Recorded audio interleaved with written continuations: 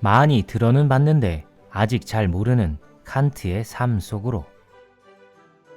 많은 사람들이 철학자 하면 칸트를 떠올립니다. 살짝은 고루하고 철저히 진지한 다른 세계에 살았던 사람 같은 인상이죠. 칸트와 더불어 철학의 혁신이 시작되었다는데 우리 머릿속의 이미지와 어긋나는 평가를 받는 이유는 무엇일까요? 많이 들어는 봤는데 아직 잘 모르는 임마누엘 칸트의 생과 만나봅니다. 칸트는 1724년 4월 22일 프로이센 공국의 수도이자 왕의 땅이라 불리는 퀘니스베르크에서 태어납니다. 지금은 러시아의 변방이지만 당시 퀘니스베르크는 18세기의 중요한 무역 강 중 하나였습니다. 따라서 칸트를 시골 출신이라 인식하는 것은 오류죠. 퀘니스베르크는 첨단의 신도시였고 발트해 무역의 중심지였으며 세계의 문화가 활발하게 교류했던 곳이었으니까요. 칸트의 집은 포구 가까이에 있었으므로 소년 칸트는 일찍부터 넓은 세계와 접촉하게 되었습니다. 총체적 사고가 가능했던 것이죠. 데카르트가 암스테르담에서 세계의 교차점을 보며 인간의 긍지를 세공하는 데 도움을 받았던 것과 유사합니다. 칸트의 아버지 요한 게어르크 칸트는 마구 제조업자로 정직하고 성실한 장인이었고 자유에 대한 현대적 감각을 장착한 시민이었기에 세계가 변화하고 있다는 사실을 칸트에게 몸소 가르칩니다. 쉽지 않은 경제적 상황에서도 칸트의 뱀을 이어갈 토대를 만들어 주었죠. 칸트의 어머니 안나 레기나는 경건주의자로서 단단한 양심의 소유자였습니다. 경건함이 만들어낸 도식에 따라 칸트를 믿음이 두터운 아이로 키우려고 했죠. 또한 칸트로 하여금 자연의 대상에 주목하도록 했고 쓸모있는 많은 약초를 알려주었으며 자신이 알고 있는 만큼 칸트에게 천체의 구조를 알려주었는데 이것이 훗날 칸트가 자연과학을 넘어 무한한 우주의 문제에 천착하는 형이상학을 정립하는 계기가 됩니다. 어머니의 영향을 칸트는 이렇게 고백합니다. 나는 결코 어머니를 잊을 수 없을 것이다. 어머니는 내 뇌리에 최초로 선의 씨앗을 심어서 키워주셨다. 어머니는 내 이해를 각성시키고 확대시켜 주셨다. 어머니의 가르침은 내 생애에 있어서 변하지 않은 유익한 영향이다.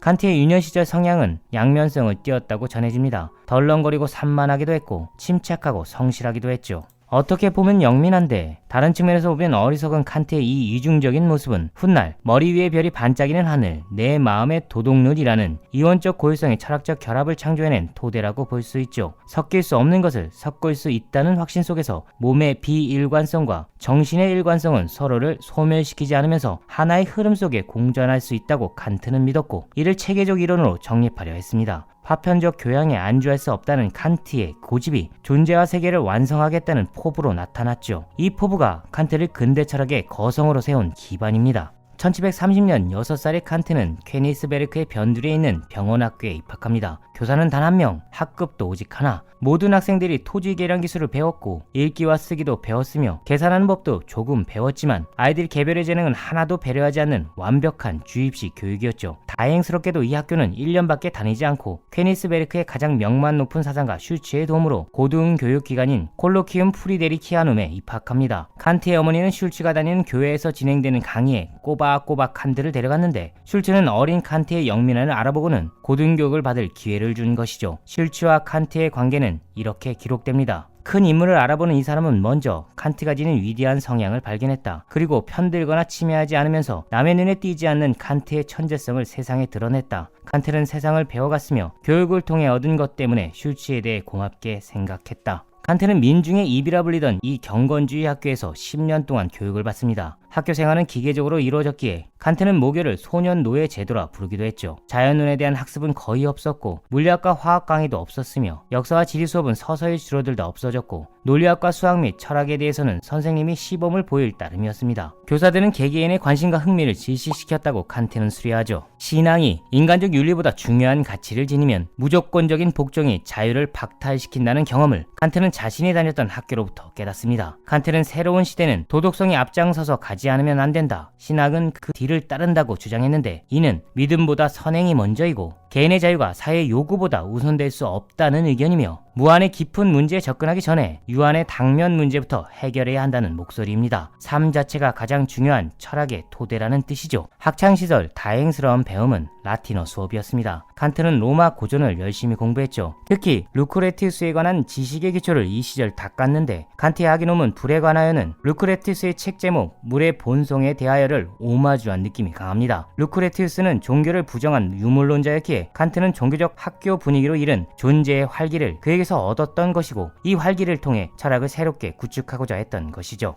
1737년 13살이 된 칸트에게 갑갑한 학교 생활보다 더 큰 불행이 찾아옵니다. 어머니가 세상을 떠나고 아버지의 사업까지 나빠졌죠. 이제 칸트는 스스로를 책임져야 했는데 칸트는 이 책임에 두려움을 갖기보다 자유로운 선택의 기회로 쓰고자 애씁니다. 1740년 16살이 된 칸트는 알베르투스 대학에 등록하는데 장학금 신청도 하지 않고 떳떳하게 혼자 힘으로 학비를 대고 생활비를 아끼면서 대학 공부를 진행했습니다. 당구를 쳐서 돈을 벌기도 했다고 전해지는데 당구 게임에서 거의 진 적이 없다고 하네요. 아직 뚜렷한 진로를 정하지 못한 칸트는 크누첸 교수를 만나 뉴턴의 책 자연 철학의 수학적 원리를 소개받습니다. 칸트는 뉴턴에 폭 빠져 자신의 앞날을 계획하죠. 수학적 계산과 인과적 설명의 결합인 이 책은 칸트에게 신성과 경험의 결합 또한 가능하리라는 확신을 또 한 번 강렬히 심어 주었습니다. 뉴턴을 넘어야 한다는 과제도 선물해 주었죠. 특히 살아있는 힘은 전적으로 수학의 관할에서 제외되어야 한다는 순수이성 비판의 전제는 여기서부터 시작되는 것입니다. 이 부분은 다음 편을 기대하시길. 1746년 22이 된 칸트에게 또 한 번의 슬픔이 찾아옵니다. 아버지가 세상을 떠나죠. 칸트는 대학을 그만두어야 했습니다. 완전히 홀로 자신의 삶을 책임져야 했던 칸트는 귀족의 가정교사로 취업합니다. 당시 가난한 지식인들이 할 수 있는 거의 유일한 직업이었죠. 아이들 교육뿐 아니라 집안의 허드렛 일을 처리해야 하는 업무로 연구를 지속할 수 있는 시간적 여력은 없었습니다. 그러나 칸트는 아무리 바쁜 와중에도 생각을 다듬고 책을 정리하며 뉴턴과 승부하겠다는 큰 꿈을 포기하지 않죠. 그리고 1754년 30의 칸트는 언론인으로 변신해 먹고 사는 문제를 해결하며 학위 논문을 준비합니다. 바로 다음 해인 1755년 9월 27일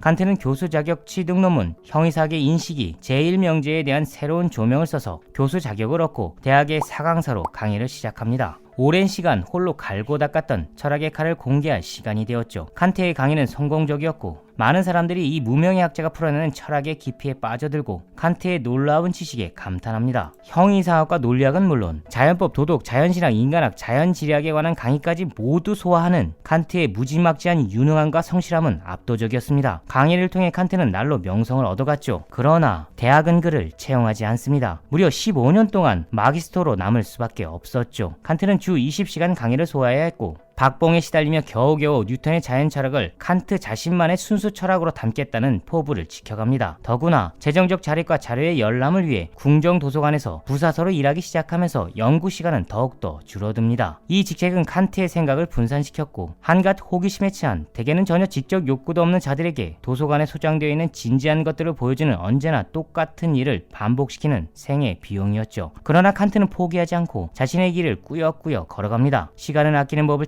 하고 몸을 최대한 효율적으로 관리하는 방법을 지키죠. 칸트의 생활 습관은 빽빽했습니다. 4시 45분에 일어나 오전 7시까지 강의를 준비하고 7시부터 강의를 시작해 오전 일과를 마무리한 뒤 오후 1시까지 연구를 하고 그때부터 3시 30분까지 점심을 먹으며 벗들과 느긋한 시간을 보냅니다. 오후 3시 30분이 되면 어김없이 산책을 나가고 남은 시간에 책을 읽다가 밤 10시에 잠이 들었죠. 이 규칙은 철저히 지켜졌고 특히 산책은 단 2번만 놓쳤다는 일화는 유명합니다. 루소의 에밀을 읽을 때와 프랑스 대혁명 소식을 기사로 접했을 때였죠. 칸트는 주변 사람들과 유연하게 지냈습니다. 대화 소재는 진지한 학문이 아니라 건전한 상식이었죠. 어떤 귀족 부인은 칸트가 죽었다는 소식을 듣고 다음과 같이 적습니다. 나는 그를 그의 저술을 통해서는 알지 못한다. 왜냐하면 그의 형이사학적 사변은 내 이해 능력의 지평을 넘어서기 때문이다. 그러나 나는 그 유쾌하고 재치 넘치는 대화에 관해서는 이 유명한 사람과의 유익했고 친밀했던 교제에 감사한다. 1770년 46이 된 칸트에게 드디어 교수가 될 기회가 옵니다. 퀘니스베르크 대학에 자리가 났고 칸트보다 그 자리에 합당한 인물은 없었죠. 그러나 대학 당국에 정치적 영향력이 없었던 칸트는 명성과 실력에도 불구하고 정교수 자리에 지명되지 못할 분위기였습니다. 칸트는 프로이센의 왕이자 계몽군주로 알려진 프리드리 2세에게 자신이 채용되지 못하면 내 조국에서 훗날의 생계에 대한 모든 장래의 희망이 사라지게 된다는 간곡한 내용의 편지를 씁니다. 왕은 칸트의 부탁을 받아들여 칸트는 궁핍한 생활에서 벗어나 연구에 전념할 수 있게 되었죠. 중년의 나이 46세 누구의 도움도 없이 홀로 쟁취해낸 안정적 기반입니다. 칸트는 밀턴의 신라건을 좋아했다고 합니다. 인간의 타락을 다룬 이 작품에서 칸트는 자유를 복권할 철학을 정립하고 싶었던 것이죠. 오직 인간을 위한 철학만이 칸트의 꿈이었습니다. 이 꿈은 1771년 퀘니스베르크의 지성인과 정치적 신문에 하만이 번역한 데이비드 hum의 어느 의심 많은 자의 밤의 생각들을 읽고 더욱 커져갑니다. 부모로부터 물려받은 경건주의적 신앙에 대한 윤리적 압박으로부터 해방되고 싶은 욕망이었죠. 칸트는 이렇게 말했습니다. 휴을 읽고 독단의 잠에서 깨어났다. 그러나 문제는 이 꿈을 실행하는 철학을 세상에 내놓는 일입니다. 명성과 경제적 여유와 연구의 시간까지 얻었지만 칸트는 주변의 기대에 부합하는 작품을 내놓지 못하죠. 무려 10년이 묵묵히 지나갑니다. 물론 칸트는 그 10년 내내 조용히 자신만을 믿고 글을 쓰고 다듬고 다시 수정하고 있었죠. 우리는 흔히 이 명성 높은 철학자가 단번에 천부적 재능으로 철학을 완성했다고 착각하곤 합니다. 유능함은 타고난 것이라는 막연한 미신이죠. 그러나 거의 모든 철학자는 태어나는 것이 아니라 창조하는 것이라는 세계의 압박과 실패의 두려움을 극복한 인간이라는 것을 칸트의 놀라운 근성을 거울 삼아 잊지 말아야겠습니다.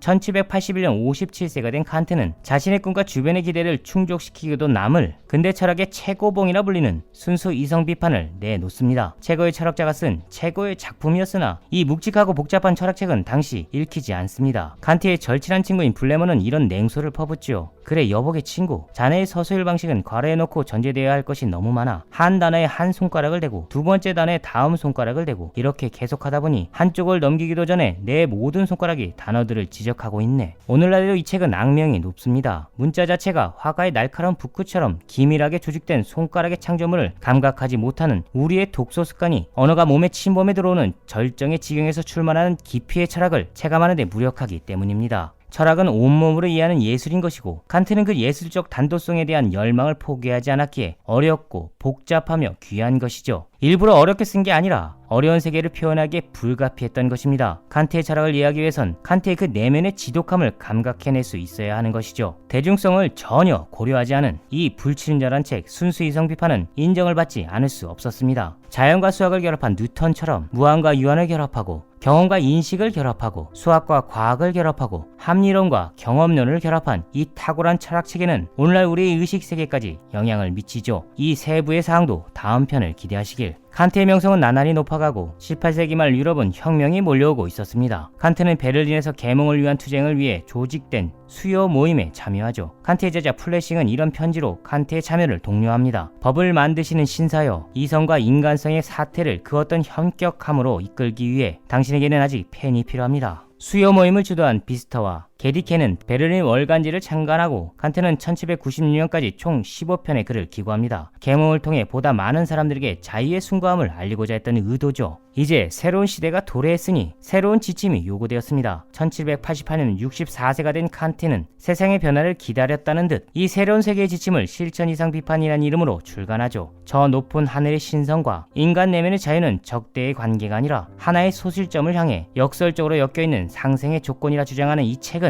기계적 실증주의가 지배하는 제국주의 시대에도 인간의 권리를 옹호하는 근거로 작용했고 오늘날에도 기술 지배의 효율성에 맞서 인간에게 기본 지침을 대변하는 논거로 쓰입니다. 1789년 7월 14일 파리의 바스티유 감옥에서 혁명이 시작되고 칸트는 나이가 들수록 더욱더 급진적으로 되어갑니다. 1789년 이후 신문에서 다룬 혁명의 내용은 언제나 칸트의 대화 소재였죠. 동료 학자들은 실망합니다. 대화가 다양성과 풍요로움을 잃었다는 점을 불평하죠. 그러나 칸트는 학자의 영예보다 세상의 변화에 더 큰 관심을 보였고 인간이 누릴 수 있는 쾌락과 흥분의 미학적 접근을 다룬 판단력 비판을 내놓음으로써 오직 인간적인 것만이 성스러운 것에 대한 기초임을 천명합니다. 인간의 본성을 배격한 것은 그 의미와 가치가 옳다 해도 결코 선한 것이 아니며 결코 좋은 것도 아니죠. 정치적 급진성을 띤 칸트의 글은 프로이센의 교육당국으로부터 조금씩 탄압을 받습니다. 계몽군주 프리드리 2세가 죽은 뒤부터 압박은 더욱 심화되죠. 1792년 68세에 쓴 논문 인간을 지배하기 위한 선한 원리와 악한 원리의 싸움에 대하여가 검열 당국으로부터 인쇄 허가가 거부되고 칸트에게 종교 문제에 관한 연재는 죄다 금지됩니다. 이 글들은 이성의 한계 안에서의 종교란 이름으로 출간되지만 칸트는 견책까지 받죠. 유고에는 이때 상황이 이렇게 기록되어 있습니다. 자기 내심의 확신을 철회하거나 부인하는 짓은 비루하다. 그러나 어떤 경우에 가령 이번처럼 침묵하는 것은 신민의 의무다. 우리가 말하는 모든 것은 진실이라 하지만 그렇다고 해서 모든 진실을 공공연하게 이야기하는 것은 의무가 아니다. 행동할 수 없는 지식인의 이와 같은 변명은 칸트 이후의 철학자의 품위를 가늠하는 잣대가 됩니다. 칸트를 넘어서려는 후대의 철학자들은 도리 없다는 칸트의 이 말이 필요하다고 주장하며 달려들거나 어쩔 수 없는 학자적 선택이라고 수긍하기도 하죠. 헤겔과 마르크스가 전자고 신칸트 학파는 후자입니다. 현대 철학에서도 실존주의는 전자고 구조주의는 후자에 가깝죠. 하지만 누구도 칸트의 삶의 근성과 철학의 완성도는 칭찬하지 않을 수 없습니다. 그는 지독하고도 꾸준하게 글을 발표했고 다듬었죠. 예컨대 70살의 노년 칸트는 달이 날씨에 미치는 영향에 관하여 모든 사물의 끝에 관하여를 썼고 다음엔 영구 평화론을 출간했고 그 다음엔 철학에서 새로이 고양된 품위 있는 음조에 관하여를 냈습니다. 대학을 그만둘 때까지 칸트는 40년 동안 268개의 강의를 소화했고 죽는 날까지 매일 글을 썼죠. 칸트는 질병으로 단 하루도 침대에 눕지 않았습니다. 작은 몸과 나쁜 체력을 철저한 근성으로 보완했던 것이죠. 그는 은은한 빛으로도 사물의 이치를 파악할 만큼 예리했습니다. 칸트는 자신의 빈약한 몸과 많은 나이까지도 승리를 쟁취해야 할 업적으로 보고 예수품을 다루듯 정교하게 매만지며 몰입했죠.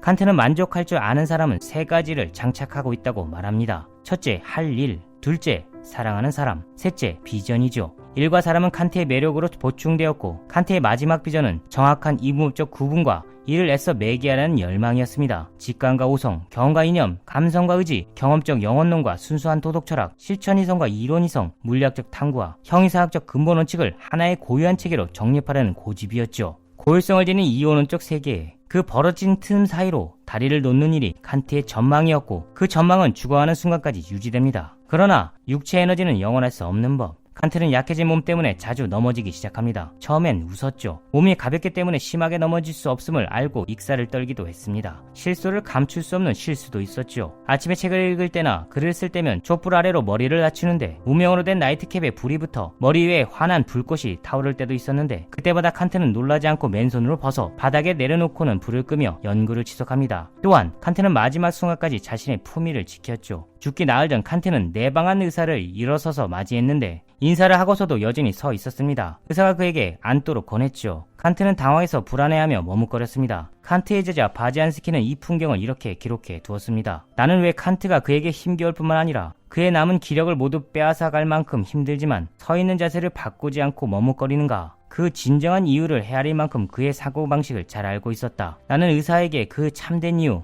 즉 칸트의 섬세한 사고방식과 점잖은 태도를 일러주고 만약 내방객인 그가 먼저 자리에 앉으면 칸트가 곧 뒤따라 앉을 것이라고 말해주었다. 의사는 이 설명을 고지 듣지 않는 듯이 보였으나 이내 칸트가 온 힘을 모아 힘겹게 인간다움을 위한 감정은 아직 나를 떠나지 않았습니다 라고 말했을 때 그는 내 말의 진심을 깨닫고 눈물을 글썽였다. 1804년 2월 12일 아침 11시 여든의 칸트는 숨을 거둡니다. 제자 바지안스키가 목마른 칸트에게 포도주와 물을 섞어주었죠. 그리고 칸트는 마지막 말을 뱉습니다. 그것으로 좋다. 칸트는 자신의 확신에 따라 숙고하며 정비된 원칙에 따라 끊임없이 노력하는 인물이었습니다. 칸트의 지독한 철저함은 철학자의 이미지로 굳어졌고 오늘날까지 우리는 철학자의 대표로 칸트를 떠올리곤 하죠. 그러나 칸트는 심각하기보다 유쾌한 인간이었고 그의 철학 또한 성스러운 근본주의와는 무관한 오직 인간을 위한 자유의 언어입니다. 우리가 칸트를 이해하지 못하는 것은 칸트의 삶의 무늬가 낯선 탓이고 그와 같은 삶을 살아내지 못하는 탓이지 그가 뻑뻑하고 심각한 삶을 주장했기 때문이 아닙니다. 삶의 형식을 체감하지 못하면 사회 형식 또한 읽어낼 수 없는 것이죠. 사회와 생활은 하나입니다. 매력적이고 철저한 삶에서 위대하고 숭고한 철학이 나오는 것이죠. 일상의 충만이 고귀한 언어의 밑거름입니다. 저 높은 고지의 영광을 원한다면 오늘을 반드시 승리해야 하는 것이죠. 칸트를 통해 더 높은 삶을 향한 기대와 전망을 재장전하는 오늘이 되었으면 좋겠습니다. 그것으로 좋은 우리 모두의 현재를 기대하며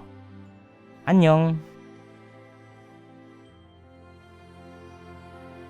Paper Renaissance